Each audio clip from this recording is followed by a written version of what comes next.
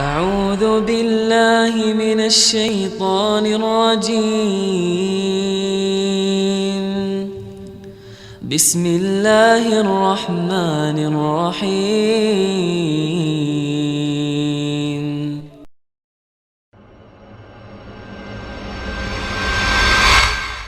Assalamualaikum Ustaz. Waalaikumsalam warahmatullahi wabarakatuh.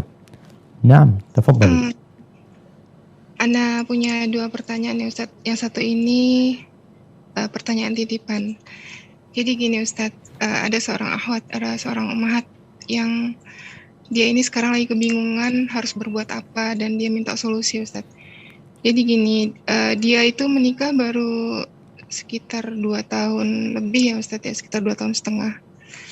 Nah, tapi dia merasa cobaan yang dia hadapi cukup berat hingga dia sampai pada titik sekarang ini rasanya sudah tidak ingin hidup lagi Ustadz, sampai seperti itu. Jadi dari awal ceritanya itu dari masa pernikahannya, suami itu menyampaikan kalau yang dia paham saat pernikahan itu adalah tanggung jawab istri, biayanya gitu Ustadz ya, itu pertama. Sampai dia bilang dia berhutang, sampai alhamdulillah hutangnya pun terlunasi dengan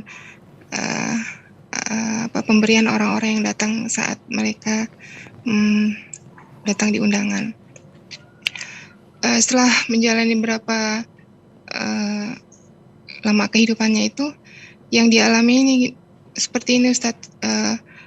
Suami itu menginginkan orang tua perempuan ini untuk hadir di situ, tapi kata perempuan itu nggak mungkin karena ibunya sudah uzur, sudah nggak kuat untuk berjalan jauh, yang pada akhirnya mereka yang berkunjung ke tempat orang tuanya itu. Nah, tetapi yang menjadi permasalahan, laki-laki ini tidak mau mengeluarkan biaya Ustadz. Akhirnya perempuan ini mengeluarkan biaya. Ya mungkin waktu itu sekitar 10-an juta. Akhirnya mereka datang ke sana dan mereka pun pulang. Nah, setelah itu di kehidupan sehari-harinya suami ini memberikan nafkah semua ke istrinya, atur gitu gimana caranya biar anaknya bisa bayar SPP untuk kehidupan makan minumnya. Nah, setelah itu perempuan ini punya penyakit Ustadz. Dari awal menikah pun dia sudah menyatakan dia orangnya sakit-sakitan. Itu punya penyakit gula dan punya penyakit syaraf kejepit yang mungkin geraknya tidak akan serefleks orang-orang yang sehat. Nah, itu tantangannya di anak-anaknya Ustadz. Anaknya ada 5, yang TK itu sekarang udah Dia SD. nikah Dia sama tetap duda. Naam Ustadz, yang beranak 5, yang dia kira anaknya 3 ternyata 5. Setelah itu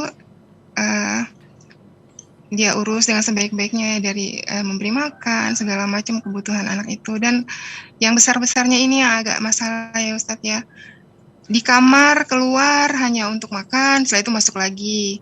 Dan seperti kayak piring, dia menginginkan mungkin hanya piring dia gitu yang dicuci, nggak usah sampai seluruhnya. Itu kata suaminya, nggak usah, kasihan gitu. Sementara istrinya dengan kondisi yang sangat seperti itu, dengan kondisi yang sangat lemah, dia nggak pernah kasihan. Setelah itu kalau misalnya ada makanan yang nggak enak, anak-anaknya banting-banting bangku, kadang-kadang pintunya itu dilempar dengan benda-benda gitu saat ibunya masuk. Terus lagi kalau misalnya ke pasar, waktu itu pernah ada kejadian, dia bilang pernah ke pasar, dia udah gemetar banget, dia beli makanan, sampai dia mau makan, setelah pulang dari belanja itu, suaminya bilang, kok kamu makan? Anak-anakmu kan dibagi, dia bilang gitu, nggak kasihan sama anak-anak. Ya karena kondisinya udah lemah, dia udah gemeteran, ya nanti aja, karena juga anak-anak masih tidur, dia bilang. Tapi suaminya nggak mau tahu. Akhirnya dia masak, dia nggak makan saat itu sampai udah semuanya selesai, serela makannya udah hilang. Afan Mufatin, langsung ke pertanyaan Mufatin. Afan, waktunya terbatas. Langsung pertanyaannya. Iya, karena masalah keuangannya juga Ustadz ya. Kalau misalnya dia nggak bisa mencukupi, akhirnya istrinya yang mencukupi, nombokin lah istilahnya Ustadz. Nah, dia minta solusi gimana? Karena dia udah nggak bisa bertahan Ustadz, hatinya sudah lelah, dengan fisiknya juga sudah lelah. Pertanyaan keduanya, ya mungkin nanti aja deh Ustadz, ini aja. Siap. Nah, barakallahu fiik. Ya ahibati fillah.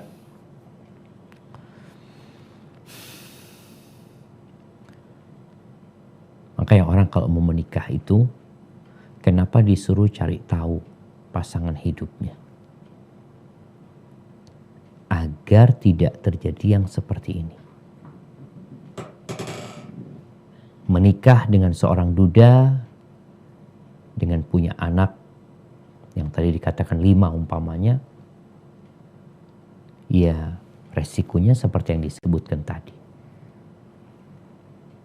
Ketika dia sudah tahu sebenarnya bisa dikomunikasikan sejak awal. Mama bicara kalau aku nikah aku minta pembantu. Karena ngurusin anak 5 ya nggak sama dengan ngurusin suami doang gitu loh. Apalagi bukan anak-anak dia. Tapi karena ini sudah terjadi, kemudian bicara tentang sifat dan sikap seorang laki-laki, sebenarnya juga bisa dicari tahu sebelum menikah. Tapi qadarullah wa masya'afal. Kalau memang sudah tidak mampu bertahan dengan kondisi yang ada, maka solusinya bukan mengakhiri kehidupan dia, tapi mengakhiri rumah tangganya. Nggak ada masalah. Dia mundur dari rumah tangga itu karena memang dia nggak mampu gitu loh untuk melanjutkannya. Dia mohon maaf sama suami, dia katakan kayaknya ana mundur dari kehidupan rumah tangganya, mungkin kau perlu cari wanita yang lebih baik dari aku, yang lebih sehat, yang lebih mampu untuk mengcover kondisi rumah tangga. Mungkin seperti itu. Jadi kadang-kadang ada perempuan yang mau nikah itu daripada nggak punya suami, udah nggak apa-apa lah kayak gitu. Maka resikonya seperti ini. Usahakan jangan sampai, bagi nasihat ya buat perempuan-perempuan yang mungkin tertunda pernikahannya, akhirnya dia berpikir yang penting aku nikah gitu. Jangan. Engkau hendaklah menikah dengan seorang laki-laki yang memang dapat membimbingmu dan dapat menghadirkan sakinah mawaddah di dalam rumah. Bukan sekedar memiliki status istri, tapi kehidupannya tidak merasakan kenikmatan di sana. Mungkin seperti itu. Karena rasa solusinya memang gugat cerai, minta maaf sama suaminya. Bicara nafkah juga tadi disebutkan, nggak cukup, istrinya yang nombokin, udah capek istrinya ngurusin anaknya, masih nombokin untuk uang belanjanya. Hadza wallahu a'lam bissawab. Nah.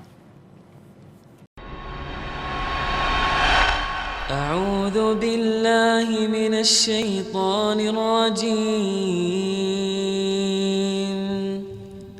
Bismillahirrahmanirrahim.